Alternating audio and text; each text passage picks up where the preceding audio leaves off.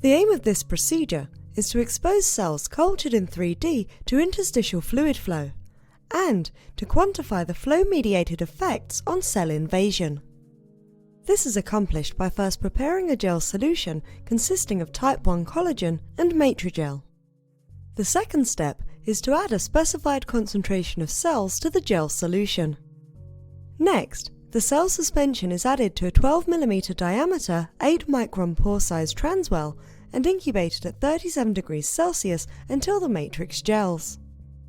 The final step in the assay setup is to add specific amounts of media to the transwells to create static and flow conditions. 24 hours later, the transwell membranes are fixed, stained, and visualized for the quantification of the number of invaded cells. The main advantage of this technique over existing methods such as microfluidic interstitial flow chambers is that it does not require pumps or specialized equipment, and it allows researchers to test multiple conditions or treatments easily and quickly. Though this method can provide insight into cellular migration and invasion, it can also be used or applied to study the effect of interstitial fluid flow on other relevant cellular behavior such as protein expression, cell proliferation, and alterations in cell signaling.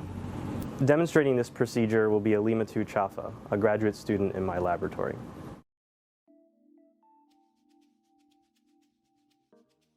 Begin this procedure by thawing a small aliquot of matrigel on ice at 4 degrees Celsius.